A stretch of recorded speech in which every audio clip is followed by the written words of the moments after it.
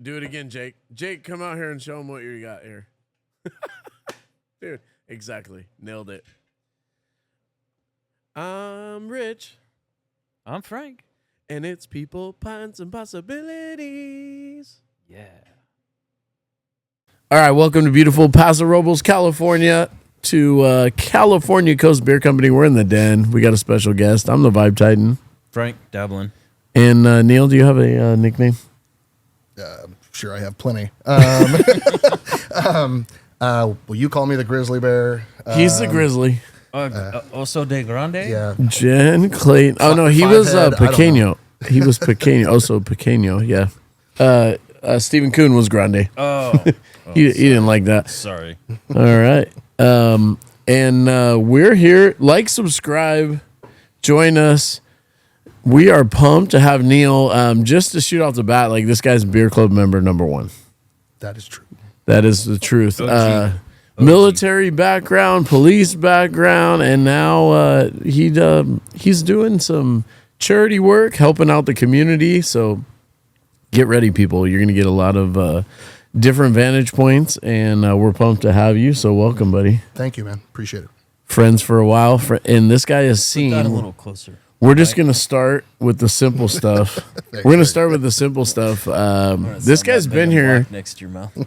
This guy's been here since we decided to start a brewery. Actually, he knew us long before in education, so we have all. Yeah, this could go sideways really fast. The whole thing. Let's start with your boys decided to start a brewery. Can we go back a little bit further? Go. While I do Go. your education. Go. So I actually met Rich first. Everybody thought he and my wife were married. Great story. Because they worked at the school district. And our last names are both Clayton. Clayton. No relation, except we've legally adopted cousins now. We're now cousins. Yeah, so I meet Rich. He tried to beat me up the first night we met each other. Okay, real story. I guess we're telling the real shit. All right, people, you better get ready. Neil, if you don't know Neil, I went to a party. I was brand new in the school district.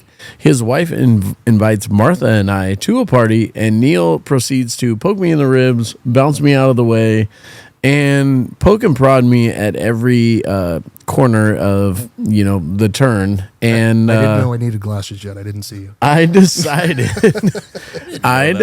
that if I don't do something, this guy is going to just punk me all night.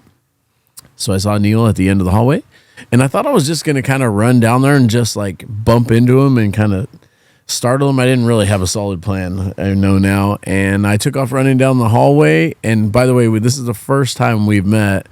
And I decided I'm just going to try to knock him over. And I figure there's going to be a big scene, but at least he'll realize he should not mess with me anymore.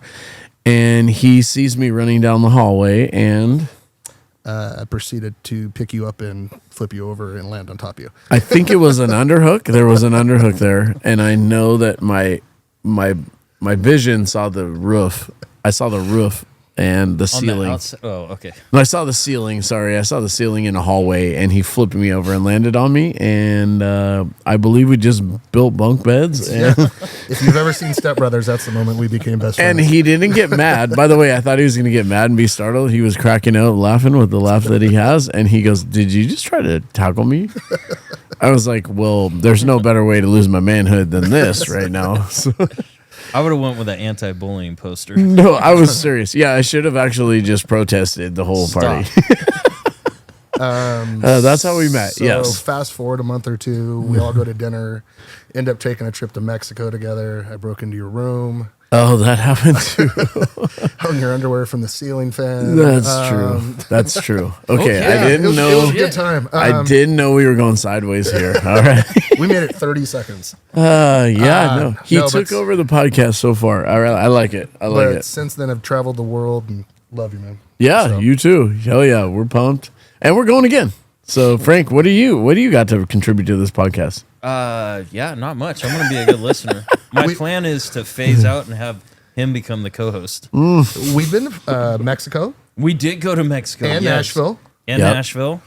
Yeah, Yep. no, these guys, they roll hard when they go on vacation. If you've never been to Nashville with Frank, I highly recommend it. Yeah.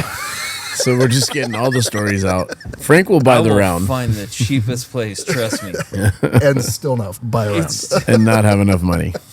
God damn. 15 Coors Light for $110. Neil came in just fully locked and loaded right now.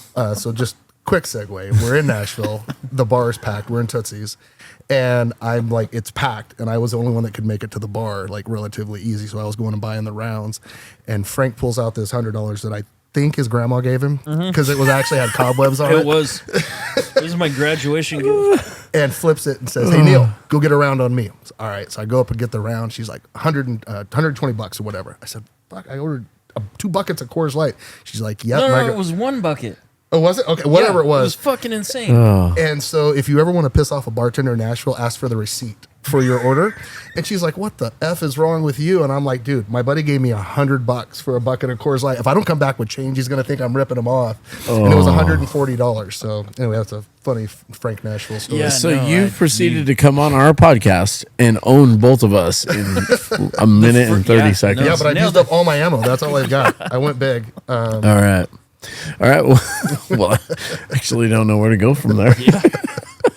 And all right, thank you for tuning in. We appreciate This it. podcast We're episode Neil's in history. bitches. Oh, well, Remember to Neil, like and subscribe. I'm the Segway guy. So Neil is very much like Frank and I. He worked in the public sector and worked his way through. We're going to get to those stories. And now he works for the private sector in a different way, you know, and by way of charity. But it's a good story. Tune in, stay in there, because if you're out there and you too are a zoo lion, we can make you a pride lion. And what I mean by that is the state government workers, everybody, you're in there just waiting for a steak. I know you want to bust out. Out here, we're looking for steaks.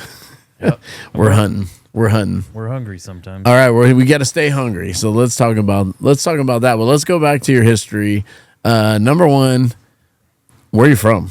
Lemoore, California. Lemoore. Cultural mecca of the Central Valley. Yeah, no, I heard about it. Dude. No, I grew up in Lemoore.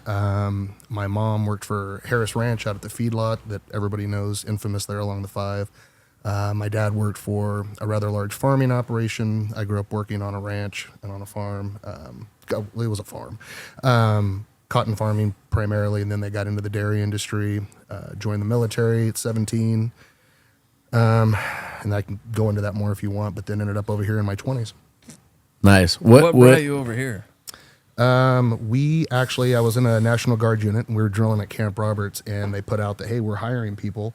And I was like, that does not involve living in the valley anymore. I'm in. Yeah. And That box checked. yeah, Fuck yeah. applied, got hired in a couple weeks, moved down to San Luis, and was driving back to Camp Roberts every day for work.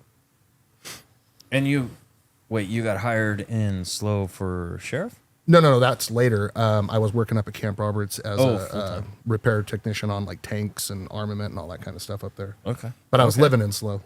Nice. So And was that fun? It did not suck back in those days. Why did you choose the Army? Was it just the only choice you had, or? I went to see a buddy one night, and the recruiter showed up at his house and was getting ready to take him to take the ASVAB, the test you take to get into the military. And he's like, "You want to go?" I was like, "Hell with it, why not?" And ended up signing up a couple weeks later. Do you think why didn't you go to college? I guess that's a good question. Bad friend. Hey, I'm not that smart. You are smart, actually. You are smart. So I can. When I look back on it now, it just was really never. I don't want to blame my parents. It just was not a thing. Like everybody just got done. Like every man or male, but on both sides of my family, my mom and dad had served. So it was like that's just kind of what you do. I think. Yeah. So I don't regret joining the military at all. I wish I would have done some things smarter. But at 17, I think smart's a relative term. So, Yeah. Moving to SLO was smart though. Yes, it was. Good for you. Yeah, what made that transition? Once again, what you just wanted to be over here? You knew it was better than the Valley. Yeah, I don't know, man. Everyone I knew either worked when I was back in the Valley, either worked in a prison or was in one. So neither of them really appealed to me, and I just wanted to do something different. Yep. And so you came over here. You were doing a technician job, and what got you? You just said, "I'm going to go for it." My at the time, soon-to-be wife told me we were going to have a baby. And I was like, oh, I guess I need a big boy job. Yours? Hello. Yeah. And I literally, I mean, you know, what translates well with the military background was law enforcement. And then I became a deputy sheriff. Why did you choose the sheriffs? They were hiring. Yeah. I was not one of those people that grew up with like lifelong aspirations of being a cop. You know? Yeah. I mean, it was a great thing. But no, I needed a job, and there it was. So how'd you get into the sheriff's department? Applied, went through the process. I actually, well, if you guys know Caleb Kemp, right? He's the commander of SLO PD. He and I actually always laugh because we tested to be correctional officers for the sheriff's office, and neither one of us got picked up. And then both of us got picked up within like 6 months, myself as a deputy sheriff and him as a SLO PD cop. And I mean, that was it. I hate to make it sound like laissez-faire that I didn't put much thought into it, but I kind of really didn't.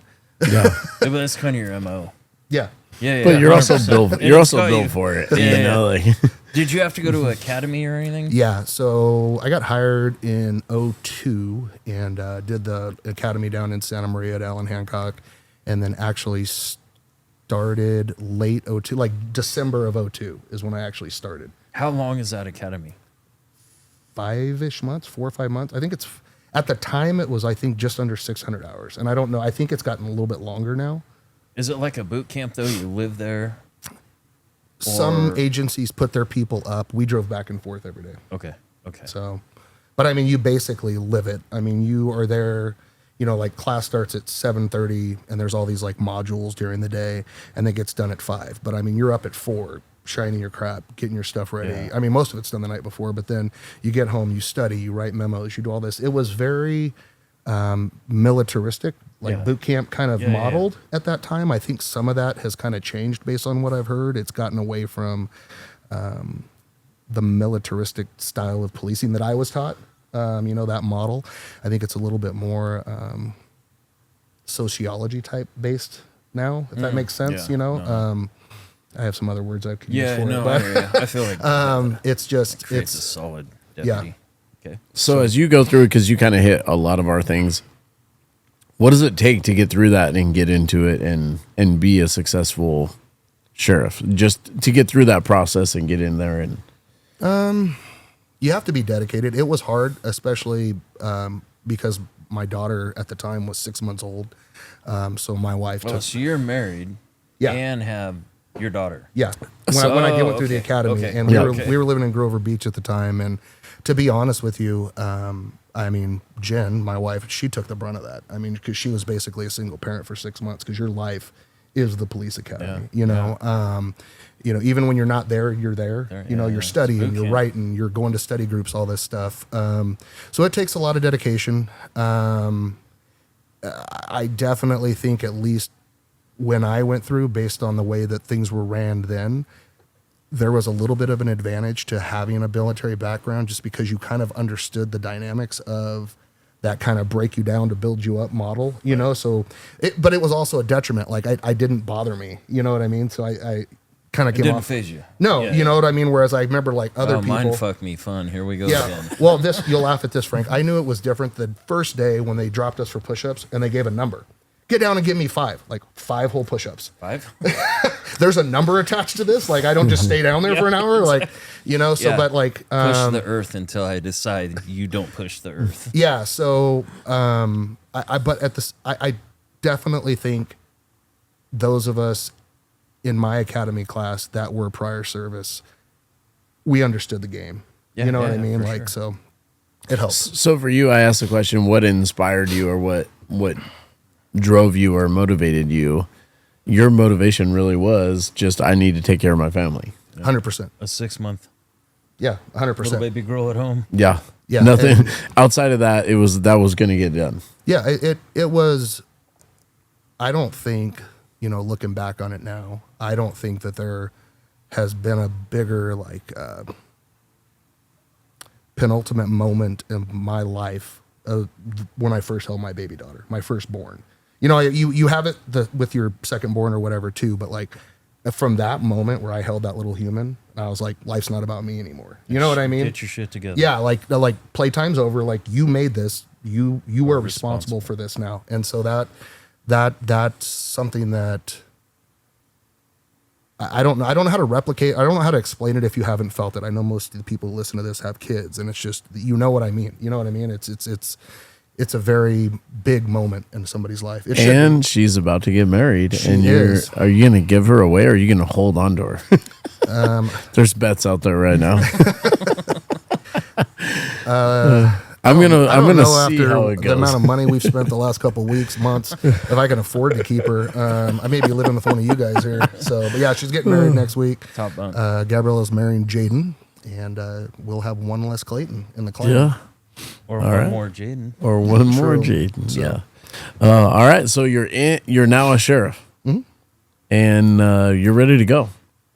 Yeah, I had a unusual start to my career. So I started late 02, get off training springish, April or something like that, in 03. In August of 03, had my first critical incident where we were in a very long fight with someone, and that individual ended up dying. And so myself and the other people involved were put on admin leave. Yeah, all that shit you see in the movies, like where they just shoot everybody and people die and then they go to lunch and come back to work, that's not what happens.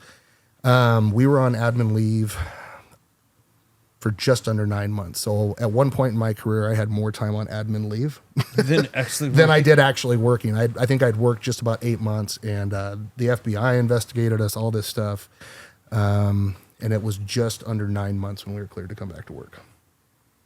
So do we get to dive deep on this? Or yeah, I don't mind. I'll talk about it. So there was a long fight. Obviously, somebody's deceased. Somebody got shot. No, his heart blew up. He had toxic levels of meth, coke, alcohol, so he he belonged to a motorcycle group. I'll just say that, gang, whatever you want to call it, club, and they had just finished one of their runs. And so it was a Sunday night, if my memory serves. It was about 1:50 in the morning. My partner and I were getting ready to get off, and this call comes out that he was harassing his ex-girlfriend. I'll just leave it at that. So we're like, we'll handle it because we're close by. We get over there. We go to the place where we found him, and find out he has a warrant. We're like, all right, cool. Just put this to bed. We'll just take him to jail for the warrant. And so my partner says, hey, can you come outside and lock your car? I'm standing at the door because there's another guy with a warrant that we've been looking for in the living room. I can see him. And I hear them, they go by me, and I hear something go thud. And I turn around, and my partner had tried to grab him to arrest him, and he had tried to spin away and pulled a header into an oak tree. And now they're just in fisticuff city. So I put out the call, we need more people, or another car, because other cars were coming to get off work. And my partner and I initially fought this guy for like a minute and a half or so by ourselves, I think. And which is a long time. Yeah. So then another car pulls up. Now there's 4 of us. We fought him for another 7 minutes. And, in hindsight, I think a lot of that was, I don't know how popular of a stance this is going to be, but I don't think that fight would have went as long had I been more comfortable later on that I was in my career using force. But it was very like, please, please, please. And I think that actually prolonged it to the person who subsequently passed detriment. We could have probably ended that sooner had we just been more aggressive. Anyway, we finally get him in handcuffs. And while we're fighting him, the guy that I had mentioned that was in the living room earlier keeps coming up and running at me like he's going to kick me. So I'm disengaging and going to get this guy. Then he runs away. Then I'm going back to this guy. And so, now we got this guy in cuffs. I'm like, I'm going to go get you. You're coming too. And right when I take about 2 or 3 steps, one of the other deputies who was there goes, oh shit, his lips are turning blue. So I turn around, and sure enough, you could tell he was turning blue. And if you've ever seen somebody, it's a very, what's happening. And so we take the cuffs off of him. And by now a 3rd car had pulled up. So now there's 6 deputies there. They go to get an AED, a heart start, so we can hook him up. Me and another guy start CPR. First time I've done CPR, which, by the way, I'm 0 for 4. If you ever need CPR, don't want me to do it. Okay, fair. Noted. So anyway, we start CPR on this guy. And having never done it, if you've never done it in real life before, it's a very violent thing. It is not pretty. A lot of cracking. Yeah, and if you're doing it right, you're cracking ribs. I mean, you can hear them. There's gurgling, or labor. It's not a fun thing. So anyway, we're doing CPR on this guy, and I can't remember the term, but he ends up at one point basically regurgitating all of his stomach just all over my face. I have it in my mouth. I have it dripping out of my eyes, and I can't see. Blah blah blah. So we ultimately get an ambulance there. They transport him. He subsequently dies. Yeah. They'll put you on admin leave because now they got to... Yeah, they have to do an investigation. There were a lot of really false claims made against us that we didn't render him first aid, that, we basically stood around and laughed at him, that... I don't even remember it all. It was 22 years ago. But yeah, there were a lot of false claims. People were on the news saying just utter bullshit, for lack of better ways to put it. There were a lot of politics, I think, that came into it. And there were some other incidents that had happened prior to this that did not involve me, but they all kind of got lumped in together.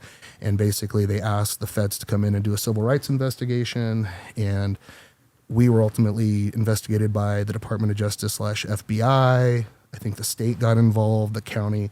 And I remember it was almost 6-7 months later when I got called into the DA's office to do my DA's office interview for like the local review.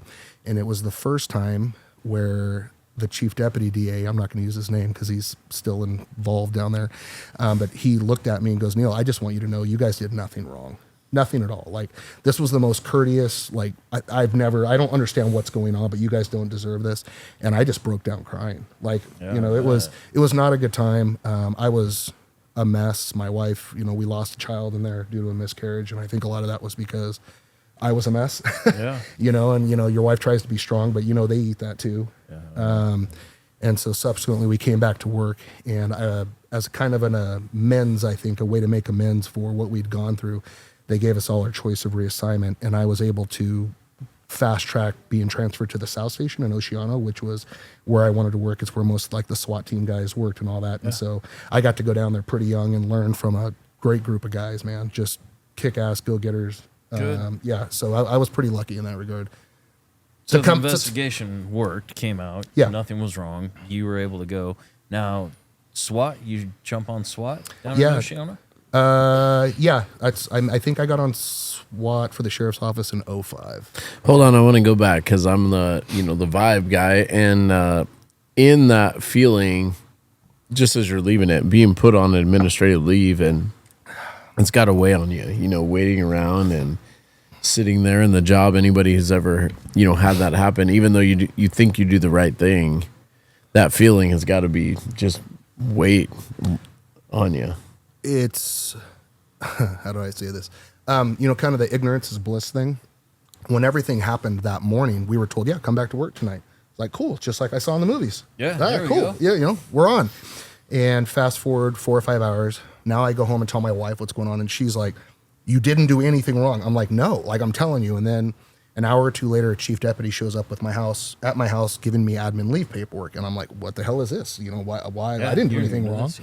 And then it goes on, and then it goes on. And at that time, not the current sheriff, Sheriff Parkinson, but his predecessor, we had asked to be able to go see like a therapist or something like that. And we were told that real men don't need therapy. That's a quote from a chief deputy at the time. And they sent us to one group counseling session in Orange County, like a year later or something like that. And so we just dealt with it on our own, which... And group counseling, that's fun. Yeah, good times. And we were ordered not to talk. I mean, we literally could not talk amongst each other. They gave us no like therapy outlets and all that. And I, fast forward, 17 years when I was involved in another one. Not much got better. Yeah. So that's going to come up. That's a theme. And I have to bring it up just for you guys. You guys are my good friends. And I know Frank speaks, about some of that stuff, but you just carry that weight. And a person like myself, I just haven't been involved in those things. So I don't know the weight of it, but I do know that it definitely impacts the people that I care about. And there are people out there like you who have been through those things who, Frank pointed out in another episode that the military rate of suicide is extremely high. It's alarming. 22 a day, isn't it, Frank? Yeah, it's something like that. And so we have to do a better job of being, you know, shoot, I guess as the Vibe Titan, that's kind of the job I try to do. But as society, we need to say, we appreciate guys like you. We're here for you, you know, and while I can't be where you've been or anything like that, I can support you in the best way that I can. And I hope that people out there are doing that for everybody else. And it's an important thing for me. So I just wanted to bring that up. So, no, it's Frank and I spent quite a bit of time talking after that, over a beer. Yeah, over but a couple. you know, it took me after I mean, we'll talk about it later or whatever, but you know, the thing in 2020 when I was in the shooting, a lot of the crap that I never dealt with in 03 came back. Like for months after the thing in 03 was waking up and I was having nightmares. I could taste the vomit in my mouth. Forgot all about it. The night after my shooting in 2020, I woke up and I could taste it again.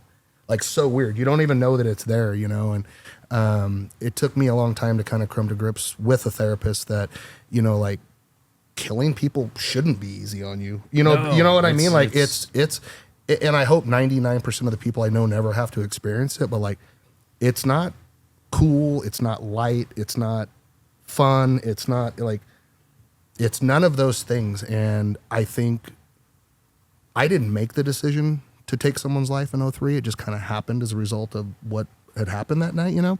But I think I kind of mistakenly, ignorantly thought that I knew what that meant. And then in 2020, when I consciously made the decision to shoot someone, it was different. There's a morality involved there. Like, you know what I mean? Right, wrong, or indifferent, you still made the choice to kill someone. Yep. Or, you know what I mean? And that, I looked at it as weakness for a while, that it bothered me, but then it should. Like, what kind of effed up person are you if it doesn't? Right. I'm not a sociopath. I got a lot of other issues, but no, definitely not. Other issues, yes. But you know, it's sociopath, no. Yeah. So yeah, it's heavy. So 2020, let's just reflect on that. Can you kind of give us a rundown on just paint the picture? Yeah, no problem. It was the incident that happened here in Paso Robles with the transient that shot Deputy Dreyfus in the face. Kind of had, I think it was almost like a 2.5 day manhunt going on. Absolutely. And we were open at the time, remember? Yeah. Or we weren't open, Quasi. but we had the bird. No, you were here with a 9mm, or because we were not open. We were barely open, but Frank was here. They told us to shut down downtown. Yeah, we talked a little bit about it, but yeah, I mean, the whole downtown, they were busting windows the first night to try to find him. Mm-hmm. And then by the second day, they had asked downtown businesses to close for that day. And then at this point, it's popped up that the person has been seen somewhere else. Well, and SWAT was going business door to door downtown. Yeah. Yeah, and I am no longer one of those cool SWAT guys at this point in my career. I'm a DA investigator in 2020, and my partner and I had been sent out to just gather videotape from some of the businesses where he'd been seen the night before. And as we were leaving and coming back to the fairgrounds, which was being used as the command post at the time, I hear shots fired, officer down. And I just kind of looked to my right. I was at that funky little train underpass thing down there by Robbins Field and the post office and all that.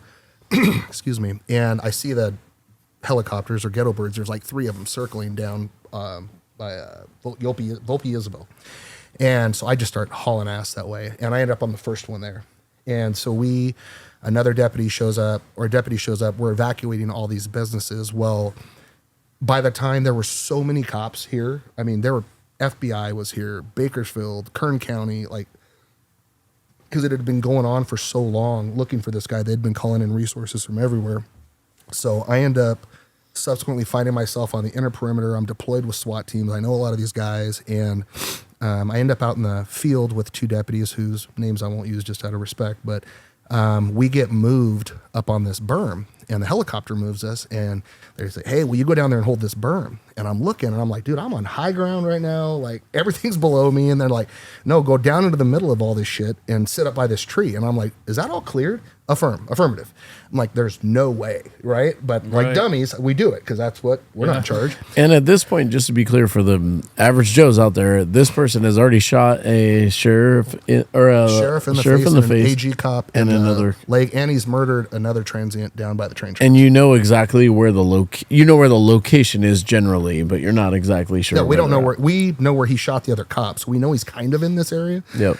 So we go down, we get up on this berm, and this is the part that really messed me up. And I know I talked to you about it quite a bit, but we're about 8 to 10 feet from this little scrub oak next to this big oak tree.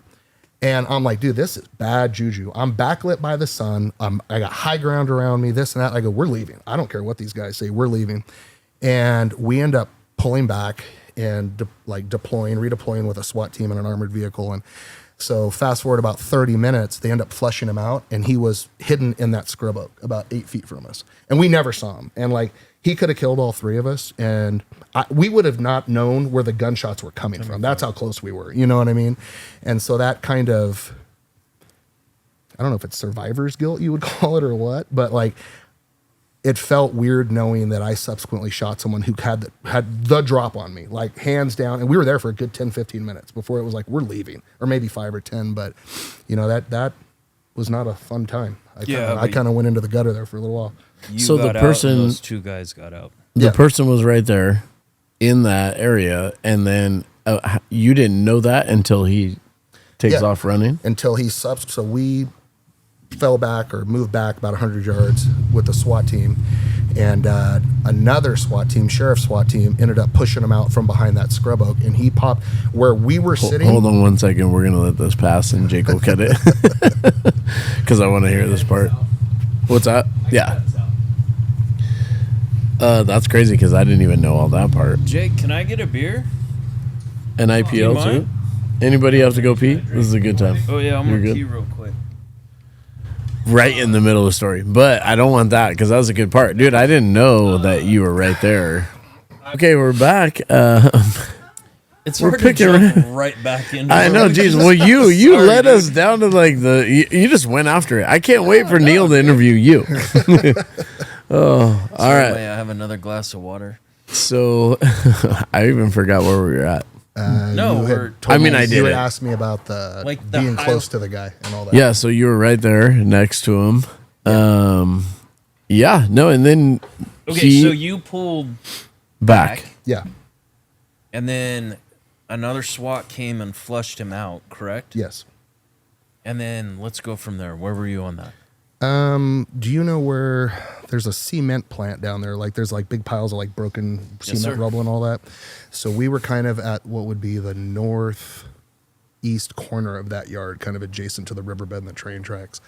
And I hear, because I knew the sheriff's SWAT guys, and I hear them talking on the radio, and I hear them saying, he's out from under that tree or something to that effect.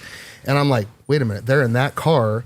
So the SWAT team that we ended up deployed with was looking another direction, and I came back around the Bearcat or the armored vehicle, and I look, and I saw him pop out on our side of the berm because now the sheriff's office guys couldn't see him, and I called out to these guys, the regional SWAT guys, Caleb Kemp. I brought him up earlier; he was with him, and I go, Caleb, it's over here. He's gonna come out there. He's gonna come out there, and sure enough, he popped over, and then he starts walking into this vineyard, and I think it was a couple Chippy guys and some Kings County SWAT guys. I was the only one. I didn't have hearing protection on, because I'm a DA investigator. Yeah. I had a tack vest, luckily, but and a notepad. Yeah, a cup of coffee. And anyway, I hear the gunshots, and I didn't know if they were him or what. We were about 115 yards, and it was those guys, but they were on high ground, and they shot over him and over us, and I could hear the rounds zipping over our head. And then one of the guys, I think he was from Paso, yelled out, hey, like, freeze, get your hands up or something like that. And when he turned towards us, you could see the guns. And that's when we did what we did. And that happened twice. What was the length of time between that? Between what, I'm sorry? Your initial, 20? So 17 years between... August 18th, 2003 and June 10th, 2020, I believe. June 11th, 10th, 11th, 2020. And both of them are kind of out of your control, I guess. You're reacting to a situation. Yeah. And you're doing the best you can within that situation. And now here you are again in that. And,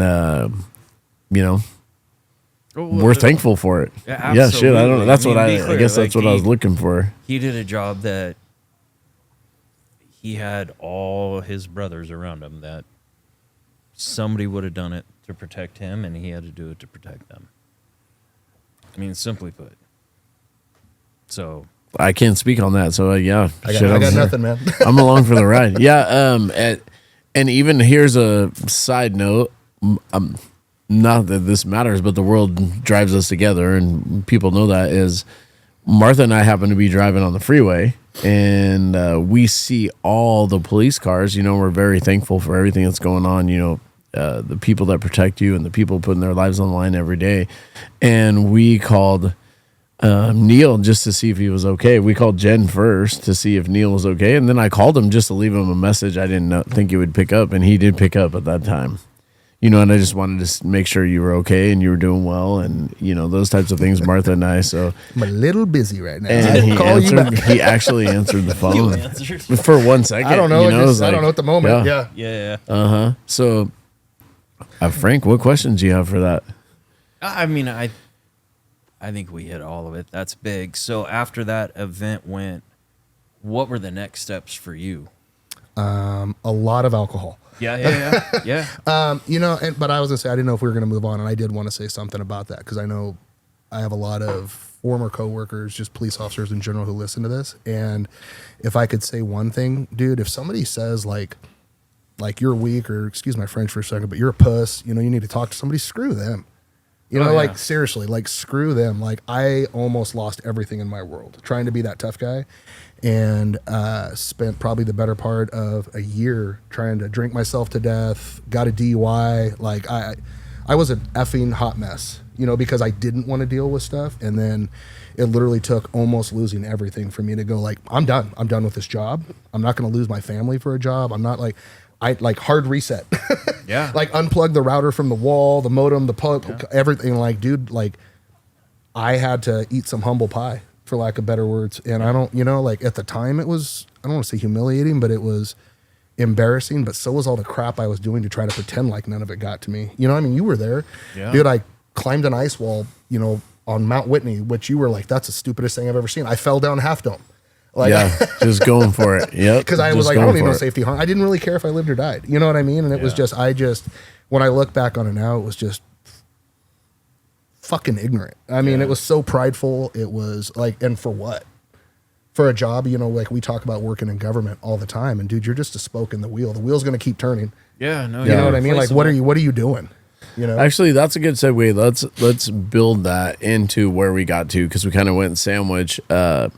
You become a sheriff, you have, an incident, like you said, and you go through that, you get through it, and then you work your ass off and you become a SWAT member, and we can touch on all that, but you keep working, you work all the way up to the DA, you become a DA, and you've kind of built yourself into this life that in your mind, this is all you're equipped to do at this time, and it is the most important thing out of everything, right? Obviously, you have your family, I'm not speaking for you, but we get caught in this thing where this report has to be done. This thing has to be done because my life depends on this cog, and I'm a gear in this cog, and I have to do this, right? Yeah, I mean, respectfully, I would say that I didn't know you as well when you were still at the school district as I did Rich, but no one knew me. I remember walking into your office a few times. No one knew me.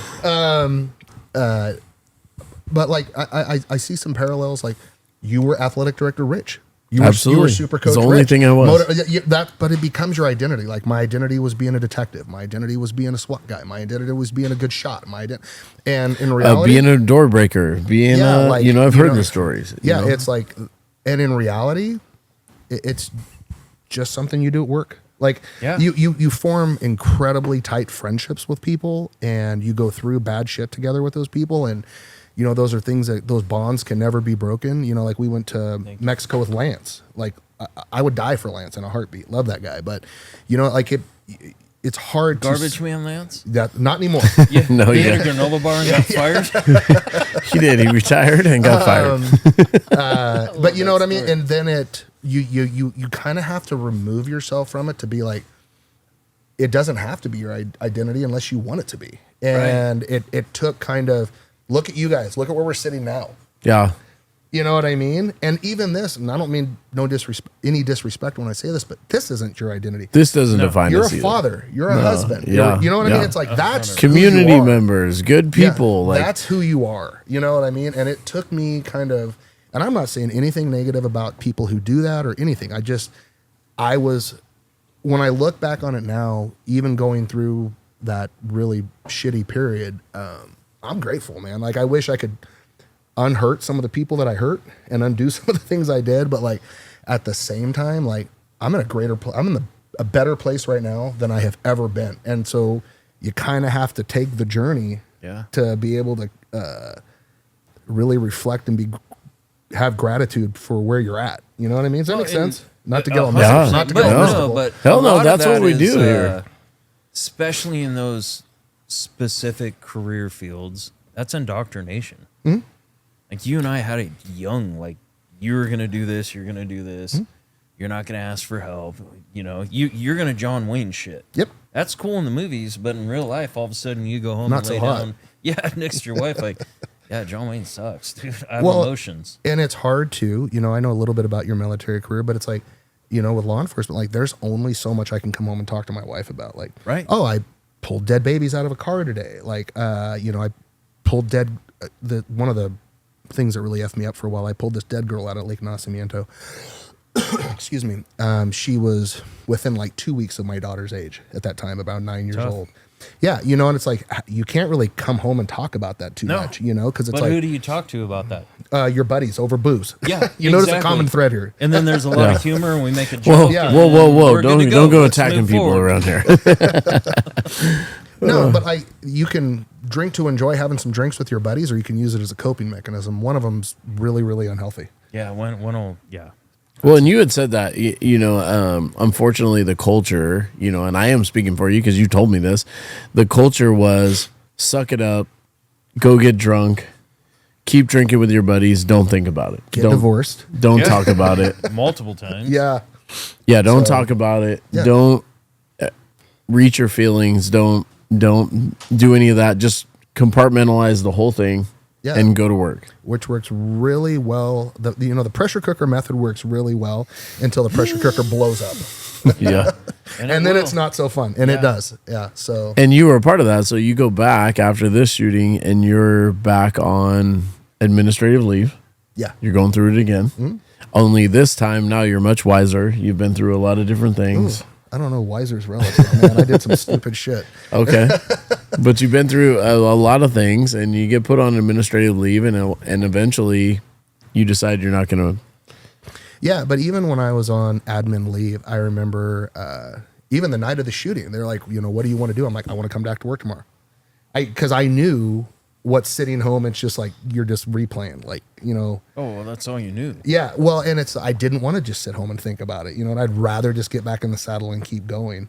And then what really effed me up even more was at the time, just prior to the shooting, I had requested to go to a task force.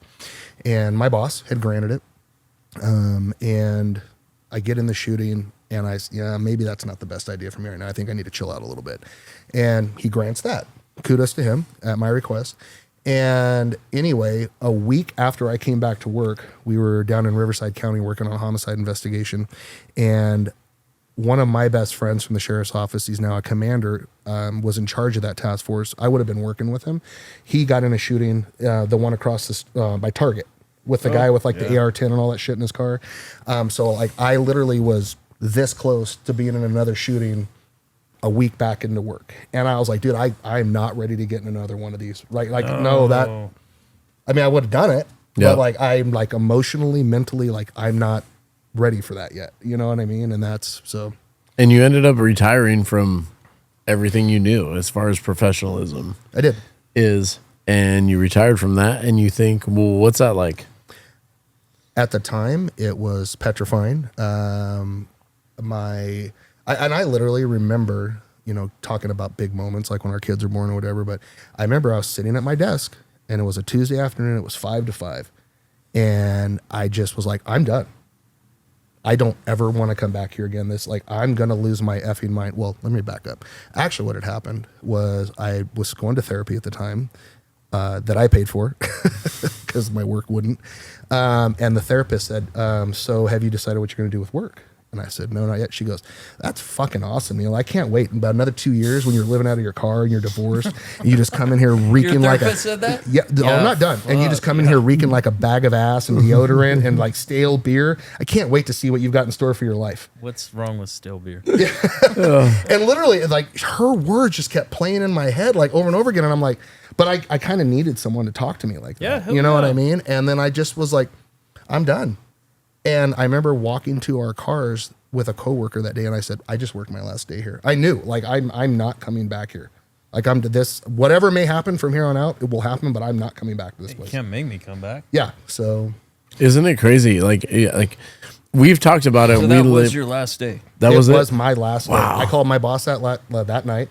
I said, I'm contacting an attorney tomorrow, and I'm putting in my workers' comp paperwork. I'm done. Good for you. What was that tipping point, you think? I think that it was a couple things. I think that I was continuing to spiral. I think that I recognized it. I had some other people that recognize it, and just sometimes you just have that, not to sound corny, but kind of moment of clarity. Yeah. And it was like, dude, I'm going to lose my family. I'm going to lose my family for this job, and the job's probably not far behind it. I'm going to lose that too if I keep effing up. Like, something's got to change. And this job job is not worth all that. And I'm done. Yeah. It's what I tell my kids too. Like, you pick something, you go for it, do it. And I talk to Rich about it. When we die, it's never going to be like, Frank was a great brewer. Or he was a good school teacher on my headstone. It's going to be like, good father, took care of his family, and that's what that's what you should aspire for. Yeah, absolutely. Yeah. Don't get caught in the weeds on all the other shit. No, it's how you treat people in general. Your like your friend. family, your friends, the people around you, the So cool story. This contribution. 20 seconds, 30 seconds, but probably 20 years ago, 20 years ago, myself and a group of guys got sent down to a funeral for an LAPD SWAT cop, Randall Simmons.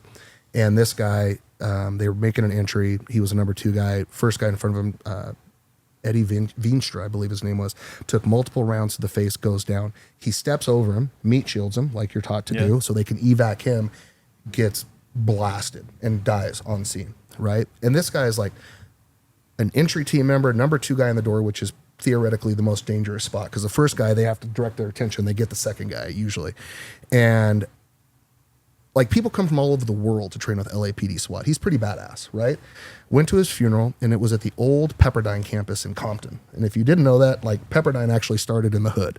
And they have, like, basically a professional basketball arena there. Probably 15, 20,000 people, packed to the gills. There are people flying in from other countries to come to this funeral. They filled up a neighboring basketball arena, and it was nuts, right? Like, 20, 25,000 people at this funeral. You want to know how much of that funeral pertained to him being a cop? 2 minutes.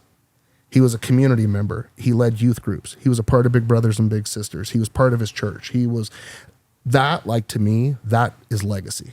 Yeah, that's who he was. That's legacy. That mattered. Nobody gives a shit that you were a cop. You know what I mean? Like that badass cop thing, that's for you.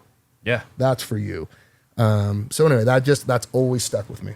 You had to leave the ego stuff behind, right? Yeah. Like, here's this guy that is like the top of what he does. Nobody cares. No, because That's powerful. yeah, fuck. It's all the other Because shit. before that, during all of that, you think that you're the shit. Mm-hmm. You know, whether you're the head football coach of the local team, or whether you're, the commander of the unit, or you believe that, and then the second you step away from it and get a little perspective, Yeah. But life. it is the indoctrination. Like, they build a special mindset into you because it's a special job you're doing. Well, and I think that even You goes can't back have to not doubts. just cop work or police work, but like with the military, like for anybody who's been in the military, they spend months breaking you down and making you into something. Warrior, yeah. Right? And then what happens when you get out? Here's a piece of paper. Yeah, Like, there you go. do you deprogram this thing? No, not at all. Alcohol therapy Yeah, and like, a lot of divorces. So like my head's all effed up now. Like you've totally taught me to devalue life. You've taught me to like that I have no sense of like individual identity. Like my whole identity is consumed by being part of this bigger entity. Like, do you un-F that? Like, No. Nope. Here's a piece of paper. Good luck. Yeah, good luck, buddy. Here's a GI Bill. Yeah. A piece of the machine. That's Yeah, what it is. You're so- one piece. And then, by the way, the machine, it keeps rolling when you're gone. No, that doesn't skip a absolutely. beat. It doesn't even slow down. No. You know you're in the government, whether it be the military, cop work, or whatever, like when you're getting ready to retire and people start coming in and looking at your shit. Yeah. Like, are you taking that? What size? Oh, I'm absolutely. sorry. What size are you? What are you going to do with that? What are you going to do with that? Yeah. I need a stapler. Is that a But swing line? Here's a cake and a watch. Thanks. So, anyway. So you make the transition and you quit, and now you got to do something. Or you retire. Let me say that correctly. You retire, and now you got to do something. I do. So, kind of was dabbling. I helped Frank make beer several times. Yeah. did? I came down here and I He even canned. thought he wanted to work here. We were like, I don't know. I don't know that that's good for Well, any of our man, friendship. Let the record. Apparently, you have to do more than just drink. Yeah. But actually, you retired, and we saw you a lot less around here. I didn't know that being at the brewery all the time was maybe the best approach for Neil in retirement. I love this place, but I was dealing with some drinking issues. Yeah, you're the first person to retire and drink less. That's a real thing. Yeah, that's actually a real thing. No, but when I came to work. Like, Yeah. I needed something to help me stay busy. But no, in all seriousness, I have been beyond blessed. Get to MOFF and we'll tag back to the brewery. So, All right. Yeah, what are you doing I've been now? incredibly blessed. Well, unfortunate circumstances led me to it, but we lost my father-in-law, David, to ALS in 2015. He had been diagnosed in 2014, and we actually lost him on July 3rd, and I always will remember because it was the day prior to Jen's birthday that her dad died. So anyway, I didn't even know what ALS was. I knew it was Lou Gehrig's disease, but I didn't know it was terminal. It's a horrible, horrible disease. For those of you who don't know, it's a disease of the nervous system. It basically affects the ability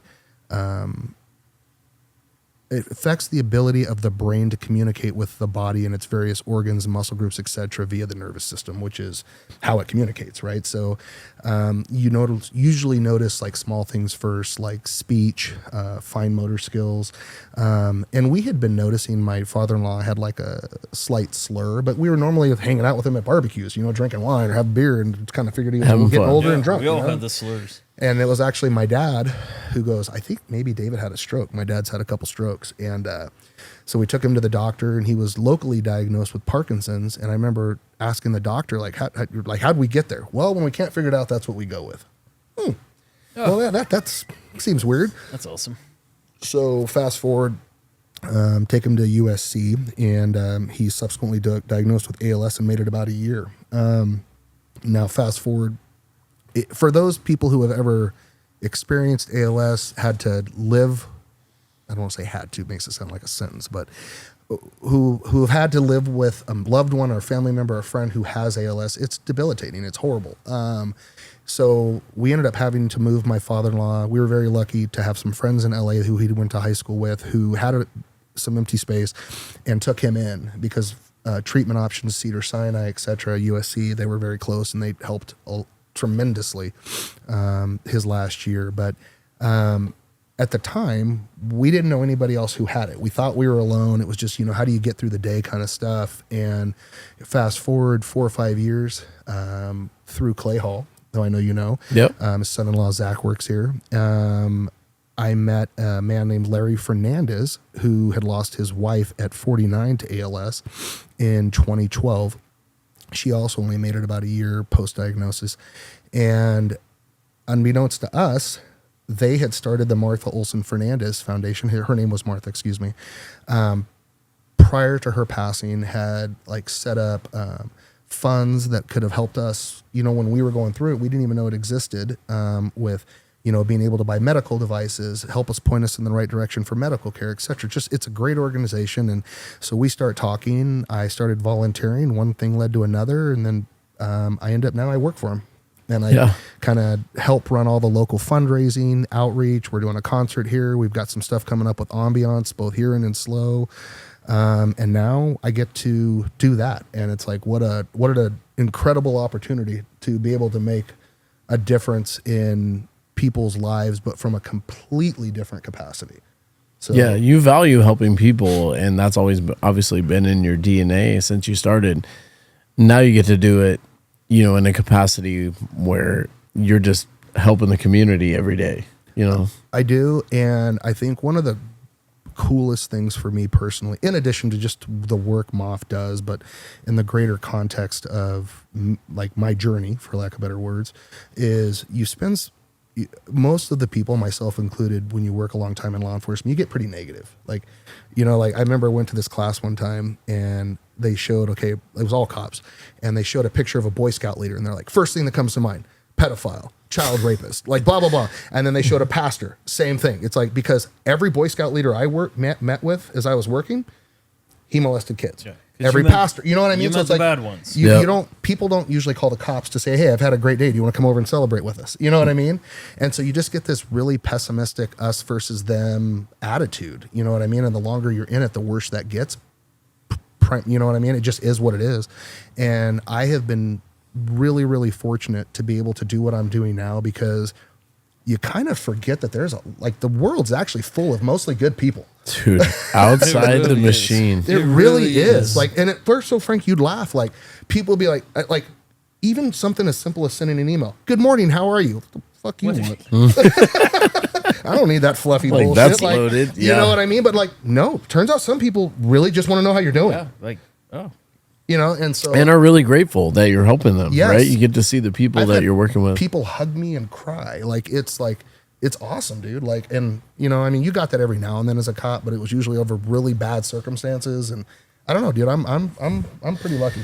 As someone who's been around you for a while, a good part of, the last decade, the entire last decade, I noticed it with you. Obviously, my personality, as everyone knows, is kind of like pump people up, be the positive guy, It's a little vibe tightening. And I've seen you lower, which you needed. It was necessary. And we've had conversations about it, especially on the mountain, walking downhill, and we'll get to that. I just tell people the truth. Just lowering zero filter, lowering his level of you could just hang out and not have to be concerned about what's going on over there, who's doing this on a high level of alert. Just kind of, once you leave, you're like, man, people, they really are good people out there. There are friendly people. There are people that I can let my guard down and just say hello, and it was so bad that Neil, we would go hiking all the time, and you loved hiking. For anybody out there who's going through a lot of shit, I will tell you, with these two, anybody who's got a lot in their mind, they like to put a 40-pound backpack on their back and just start moving and not talking, going up the hill. And Neil, when he would come down, all these people would come and they'd say, hey, how far is it? Do you think I can make it? And Neil would say, no. No. Actually, I tried to give partial credit.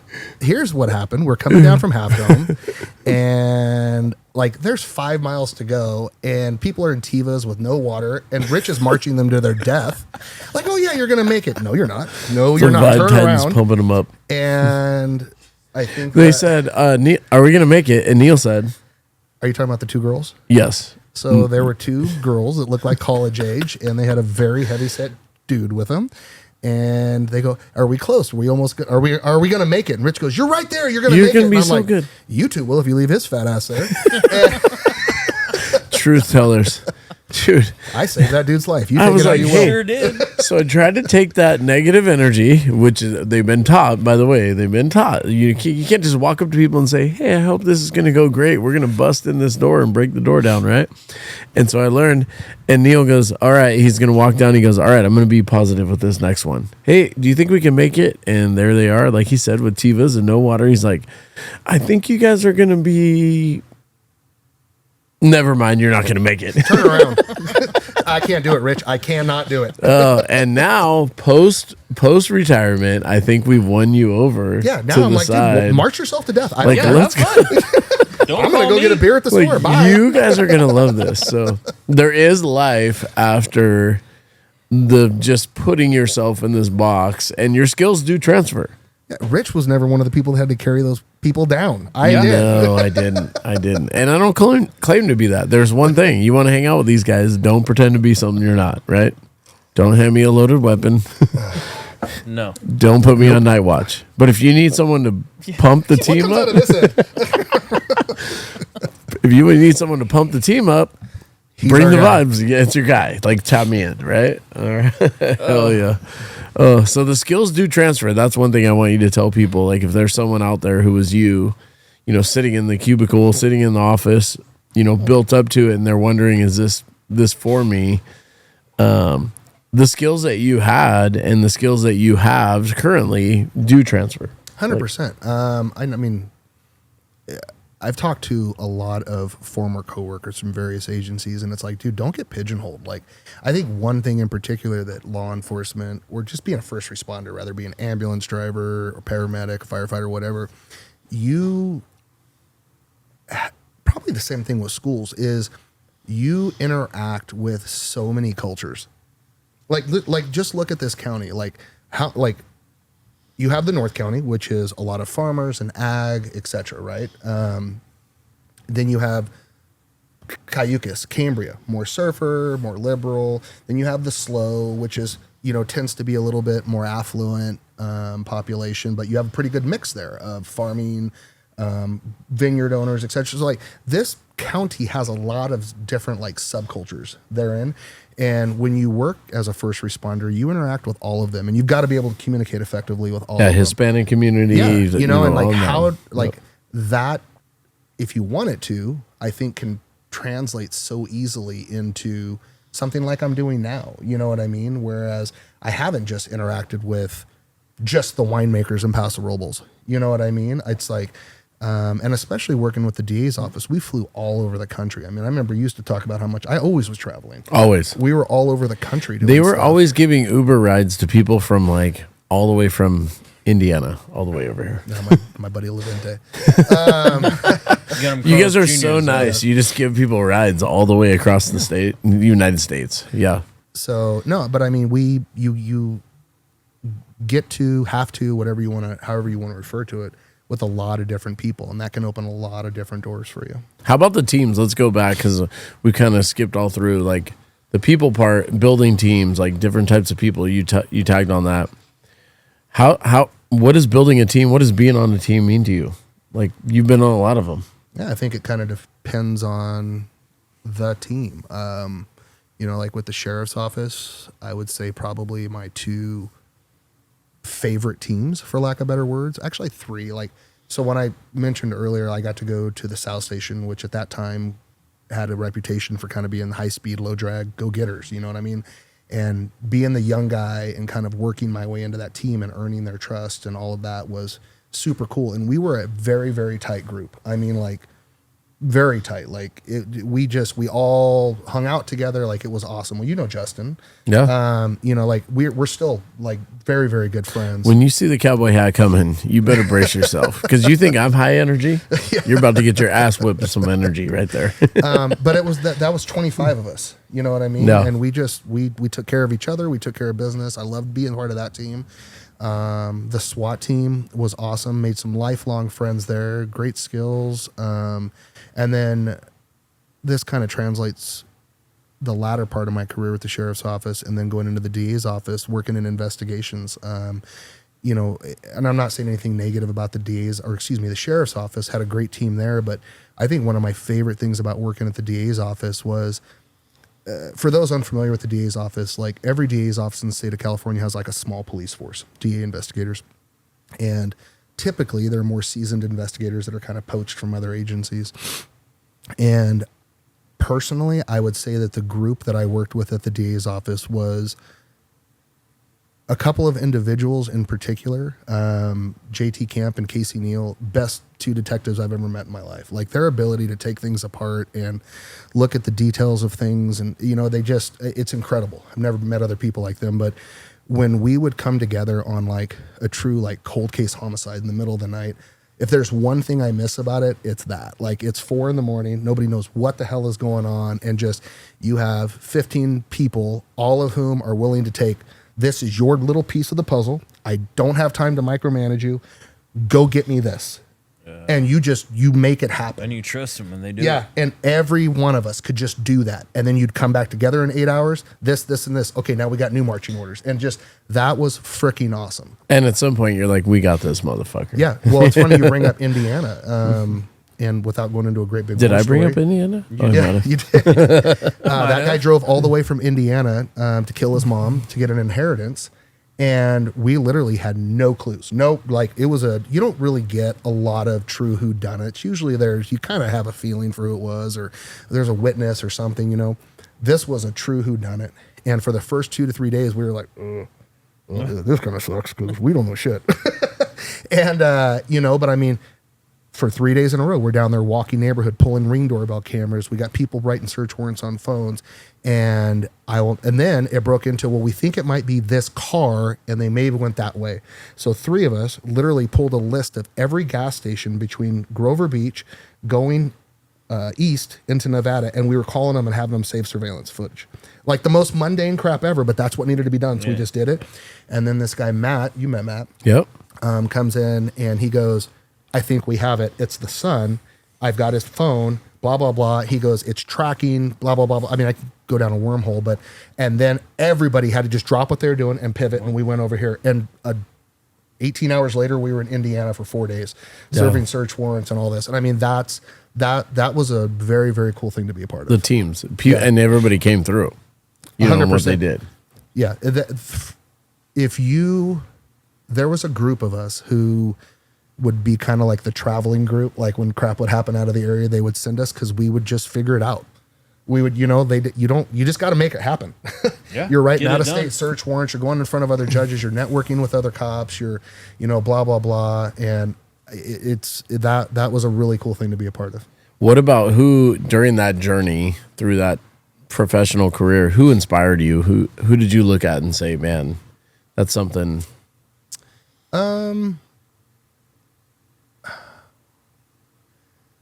When I look back on like law enforcement in general, Yep. I would say I had a couple of mentors. Excuse me. There's a guy named Brad Melson. He was a former narc cop, but just patrol cop guy. Had a photographic memory, spoke multiple languages, and he was that guy that no matter what the situation was, when he showed up, you're like, Brad's here. Yeah, you know what I mean? Just like Because he was competent. in everything. He had that. You know how some people have like a calming presence? There could be people shooting at you. The building could be on fire. Brad's here. Because he's a leader. He's a leader. He is a leader. And people, you wanted him there. And not because he was an asshole, not because he took charge. No. What was it what told you that he was a leader? What spoke to you, I guess? He got it done. He got it done, but I think you also, I think that people who are leaders exude like a magnetism that people are just drawn to. Like I don't think you can, I don't want to go down this road with you or like argue with you. I don't know that I think that you can teach leadership, but there are certain people who are just leaders. My daughter is a leader. I watch people with my daughter, and everywhere she goes, she just becomes a leader. Like, and there's a confidence that comes into it. There's a competence that comes into it. Like, you can't really teach it. It's there or it's not. Hold on, but I'm going to challenge you because you're right. And I spend my life trying to teach leaders. I'm going to challenge you. Did you and Jen, the way that you raised your kids, not chicken and egg, help her become a leader and be confident? Fair enough. Yeah. And I think maybe you can teach it. Like, I don't know that you can take a shitty manager and make him a leader. You can make him a less shitty manager. Yeah, for sure. But you know what I mean? I think it's a lot harder to I think it's hard to make a shitty manager a good leader. Yep. Because there are just characteristics some people don't have, and they'll never. You can fake it, but people see through that bullshit. You know what I mean? Like, I love it. yeah, and I've worked for both. Yep. Yep. You know, and what is the best? That's a good one. Who is the best? I mean, it might be the same because I love leadership. Who did you work for that led? That was him. Was he the best, or who did you work for that you knew like, man, that's a good leadership? In my opinion, I'll give you two, and I'm not saying this to butter up to him. I hope he doesn't listen to this, but no. So I saw like when Ian first took over the sheriff's office, because I was hired under Pat Hedges, and man, that was a leadership hole. That was a sheriff's office run amok. I mean, it was just. And when Ian came in, and I only had those two sheriffs to compare it to, but it was like, you know, he came in with a what's on fire, what's warm, and what can wait a little bit, and just things started happening. You know, and I mean, he had the benefit of coming in after who he came in after, which probably let's go back because I'm interested in that. But it was great. Without getting personal, what was missing in that first piece that everybody knew about? You mean why people didn't believe in his predecessor? Yeah. And it's without getting personal, it's just that culture feel like there's a vacuum there that some things are missing. I think that people, this goes back to what I was saying earlier, is like, you can fake it, you can read all the keywords, you can do all the terms, but people see who you are, and they see how you act. They see you when you don't think people are looking, and they see how you conduct yourself. And especially in something like law enforcement, where you're supposed to be like morally and ethically above a little bit, like when they know that that's not there, people like, well, you're fake. Yeah. So it's you know, talk and not the walk. Yeah, you know what I mean. So and that's a whole can of worms. Another I don't story. want to go down. Yeah, no, let's not do that. We're not doing that. that. But Ian, what was it? So you just have a change, and sometimes a change just invigorates people as well. But the difference was people believed in that, right? I think people believed in it, and I think that under Sheriff Hedges, that the department had become very compartmentalized. Like the correctional officers, or now the correctional deputies, whatever they're referred to as, like they came to view themselves as their own entity. The deputies came to view themselves as their own entity. The detectives came to view themselves as their own entity. Admin. And then I feel like when Ian came in, it was the first time I'd experienced it. It was like, no, we're all the sheriff's office, and you guys can deal with your bullshit, but like, make no mistake about it. Here's the mission. Here's what we're going to do. And you get on board or go work somewhere else. Yeah. You know, and I only worked He there. made the purpose clear. Yeah, and I only worked there for 2 years for him or so, but like that was the sense I got. And I was the union president then, and it was a, you know, I dealt with a lot of discipline issues for guys that we represented, and it was a little bit of a culture shock. Yeah. You know, but I think that it helped align everybody. How about the skills? What skills does it take to be successful in all the things you've done? What do you think? I think you have to be confident. I think you have to be competent. I think you have to be a good communicator. I think especially as a deputy sheriff, like where were we the other day? We drove by and there was a police department making a traffic stop, and there was like 4 police cars on one little car. It was a little Hispanic lady. And I'm not talking crap about any department or whatever, but that is a completely foreign concept for me. I was a deputy sheriff. Like there is, it's a one-man band, bro. Like you don't have people coming. Yeah. You know what I You're mean? 3 in the morning with 4 guys in a car. Yeah, and it's you and your partner. Yeah. Yeah, you know what I mean? So it's like, it's that was a learning. That was a very quick lesson to learn as a deputy sheriff. You're it. 3,500 miles of unincorporated San Luis I was going to say County, the nearest help is 35 minutes away, and it's long since done by then. So yeah, you've got to be able to. You've got to have some confidence, which can be a slippery slope because sometimes I think you can, speaking from experience, let that turn into cockiness or whatever. But you also have to be able to communicate. I think that's one of the biggest things. have those skills transferred into what you do now? Obviously, you don't fight for your life every day, or help protect the citizens, or you do. Yeah. Good luck, dude. Well, I'm married with 2 kids. You're losing that battle. Yes. Do those transfer those same skills and abilities that you use there? How do you find they transfer over to your charity work now? I think, like I said earlier, I think the most important thing is the ability to being able to communicate. And let me clarify too on that. I think one of the biggest facets of communication that a lot of people miss is listening. Everybody just looks at communication as outward. Like, I mean, I don't remember if they drew it when you were in boot camp, but they said like they drew this big old circle on this wide erase board the first day of boot camp, and it had eyeballs about this big and ears about this big and a mouth that was about this big. And they said, this is you for the next 4 months. That's, to me, is communicating. Like, Yeah. you know, like you have to be able to listen and actually be able to hear what people are saying to be an effective communicator. 2 ears, 2 eyes, and One mouth. for a reason. reason. Yes, sir. So I think I think that for me has been the biggest thing, because you've got to be able to listen to these people. And I don't want to say gotta, you should want to listen to these people. They're going through the worst experience of their life. Yep. You know, and they feel like they're all alone, and they're not. How about the mindset to get through all that? You went through a lot of different mindsets, huh? Yeah, I did. Like But being the baddest motherfucker on the planet when you start, or how's? I don't know about that. I know Frank. And Robbie Benaso. You know? Yeah. Hey, I You will threw say this: Benaso in there? pound You for and Robbie, pound, dude. Benaso's tough. Wait, if you've ever seen Robbie get mad, you'll know what I mean. Robbie may He can not take a claim hit. to win, but he will take you up on the offer. I love you, Robbie. Frank made me say that if you Yeah. get mad. But the mindset through it all, just I think one thing that is probably, in addition to seeing what happened with my father-in-law, if there's one thing that kind of factors into what I do now, because you know that the people that we help, their time is limited. You know what I mean? So I think that maybe I'm a little bit more acclimated to death than the average person, just because, I was a deputy coroner, I was a detective, my life experiences, et cetera. And that's, I don't know if that's necessarily a good thing. does that make you appreciate it more or less, you think? I think it makes me appreciate what the organization I work with is able to do for people to help make that journey a little bit easier, because I can't change where it's going.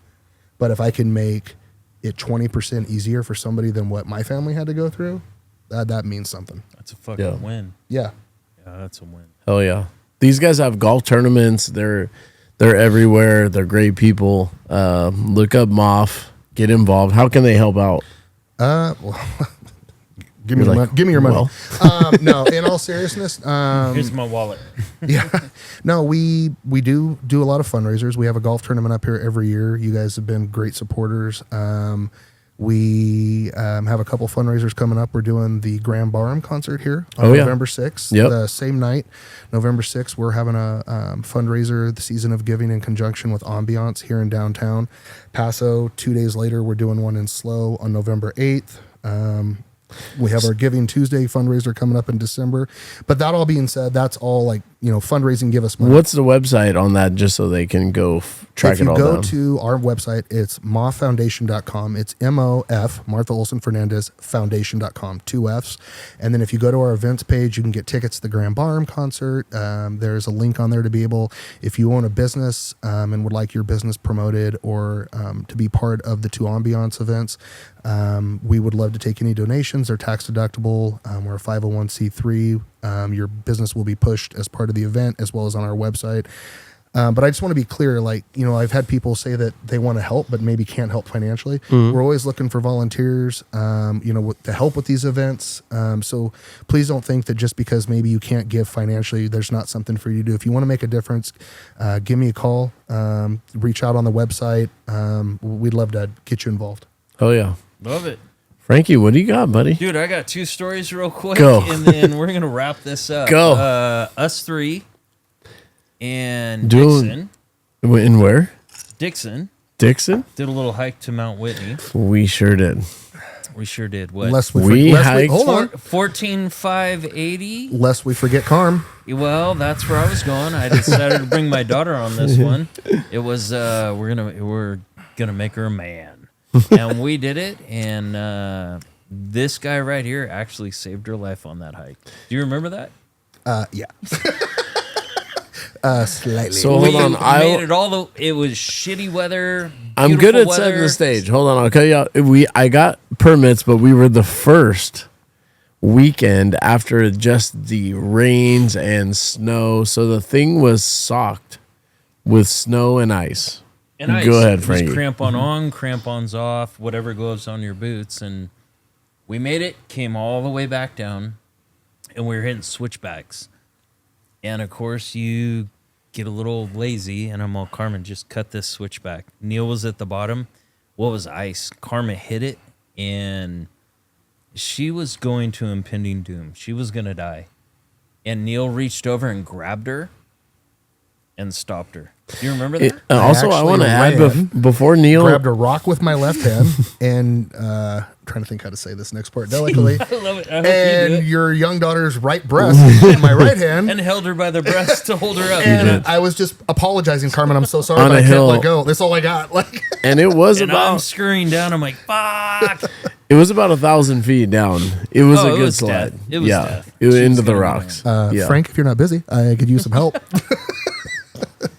And Rich was halfway down with snowshoes. No, on and actually, everything the else. interesting thing is because Neil's probably strong enough to hold her and hold on. We switched. Neil was in front, Yeah, thank and God. on the way down, Thank I God. said to him, "I think that we should switch." And I don't actually know why, but I knew that Carmen was behind me and you were in the back, and then Carmen was there, and so we did switch. And Neil was like, "Okay, no problem," because he leads all the way up, and then he likes to chill out on the way down. Yeah, it's called old man bad knees. Called knees. Yep. So that was a good So story. I do appreciate that. He did save Carmen. And then That's real. the last story I want to share was Puerto Escondido. Were you there? I don't know. Oh, Where we I have don't know where two you're more going with it stories. before I agree We with have two anything. more stories to add. By the way, we have to tell the story with Neil and a cell phone and the lights in the Oh, yeah. brewery. So go ahead. No. Escondido. It was. Yep. We went and it's like any vacation with your buddies. You're gonna bring in a pallet of Victoria and drink it all, and we did it. And I didn't know, you got to be careful with Victoria because by the third day your eyeball starts to melt or something. I didn't know what was going on, and I actually had to hold and cuddle Neil and feed him Gatorade till his eyeball opened back up right. Do you remember that? I do. And if I recall correctly, once I emerged from my den, judging by the count of Victoria bottles under the beach chair the next day, I think I drank 32 of them. Yeah, That's pretty true. good. Pretty good. Yeah, In no, one we had night. a good time. All right, since we're getting out the Neil stories, he's also beer club number one. Yeah. Beer club member. Him and Jen are beer club member number one. I think They have we a said one. that at the beginning. I know, but the bottom line is when it came time to sign up for a membership and we had this shitty, building that didn't have anything in it, he put his money down on a check and said, "I'm number one. I'm the first one to pay." And he's here. Now tell the story. And people argued it, and we're like, no, fuck, No. he paid. Tell the story of us being here and you and all the cell phones in there and bringing your own beer. Yeah, that's when just the brew house was open. And when I say open, it was completely empty and demoed. And we would show up every Friday night and some Tuesdays and Wednesdays and Thursdays and proceed to drink 30 packs of Silver Bullets. Because there was no beer. There was no tanks even. And the cost of admission was a 30 pack. And there's usually like 7 or 8 of us. And, Neil would say, "This is the first brewery where I have to bring my own beer." yeah, but I like and it. Then you opened it, and now all these other fucking people came here, and it's fucking sucks. Like, I really just miss our drinking club. So I know you guys are like, making a living. Neil came in when we opened. He's the first person. He's like, "What are all these other people doing?" And I'm like, "What do you mean?" He's like, Can you "I'm make like, them isn't this leave?" great?" He's like, "No, it was way better before when it was just us." You didn't tell me other people were gonna come. That wasn't in the business plan. No, it was funny to listen to your guys' first few episodes of the podcast, like with Jeff Gallagher and all that, because I remember when you guys didn't know Jeff. No. And I remember, hey, these guys are opening a brewery. They need somebody to help them do some demo. And I brought them up to your house, and Yeah. we had some drinks that true. night. Is that when And you kick the walls in? that's another story. Well, we don't did gotta- do some we don't gotta demo. get into things. We did some demo at Clayton's West. I said they needed demo. I didn't clarify where. And then I just started kicking down walls. But anyway, no, it's funny to look back on that time, and it's been what, 7 years, 8 years, 7 10 years. It's been 6 since the the brewery. brewery. Yeah, Oh yeah. yeah, the brewery's been 6 years. Yeah, But it's just been so cool to watch how those friendships, and because I really do believe life's about relationship building, and Yes. you know, to see how those relationships have flourished and then branched into other, like I introduced you to Jeff introduced you to the Brushes. Yep. You know what I mean? It's just like we and then, introduced like, you to somebody else. You started business with them. Like you have you more know what I mean? And adventures. it's Yeah, just yeah, like- yeah. And what I love about you guys pub. is some people never, like, some people get like territorial or pissy about that. Like I love that you guys are happy that I did start that business with that guy. Yeah. Like, and then, like it's Yeah. thriving. Like we're doing great. If anybody needs construction material supply, give me a call.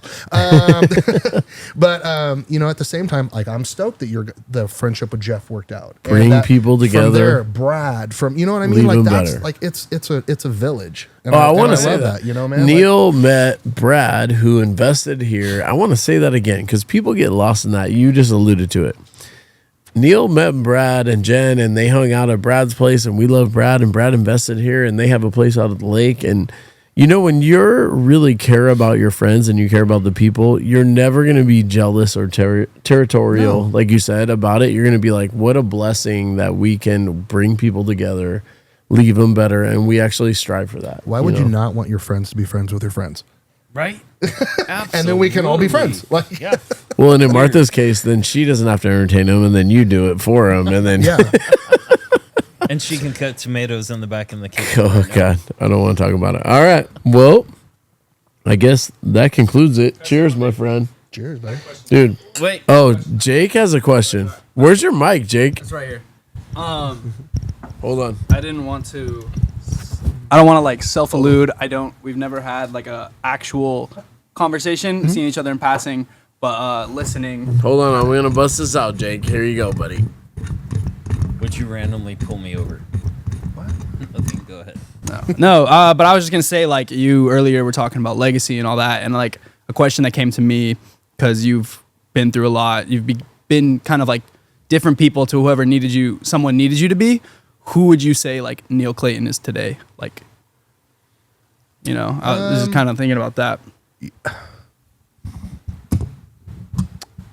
Jake going deep. No. I'm trying to Sweet, think how I to like answer that. that. It's I can tell you what I hope I am. How's that? Because I think that to really answer that, like you probably have to talk to my wife or these guys. But I can tell you who I. Kind of got me choked up there for a second. Jake, you crushed it. Who are you today? Who I hope I am is a good husband, a good father, a good friend, somebody who makes a positive difference in people's lives, somebody who helps people in a moment of need, hopefully a soon-to-be grandpa. Somebody hold who on. Slow your roll. hold man. on. No, you know, like Somebody who thinks a little bit longer about how they're gonna react to something, right? Who they're gonna impact. Yes, That's big, right? So that's who I hope I am. But Well, I don't know that I don't know that I He's can my big assess brother. that. I can help answer for him. Don't tell me what to do, Frank. I did a great job of like taking some time to assess things the other night. He did. That's a great question. No, but I honestly, that's what I hope I am. Like when I go back to the Randy Simmons thing, that LAPD cop is, I don't really give a shit that I used to be a cop. Like it means like, you know what I mean? It was a job and I'm not knocking it, but like, I think being able to step away from it at the place I'm in life, I hope I'm remembered for all of those other things. Father, dad, friend, someone who can take someone in need and be able to help provide for them, a provider. You know, so those are who I hope I am. But I don't know that I'm the best person to answer it. And that changed from when you first started. Were you going for the toughest, Yes. the door breaker? Yeah. The biggest, like badass, like the biggest, the baddest, the guy who would fight any, you know, like all that crap. But that's all just like self-centered, egotistical driven crap. And it means nothing. Well, and for me, Unless you're Robbie Beneso. I will fight you, Robbie. On the trail, this right? guy right here, I don't know anything about his law enforcement background. You were just a good dude.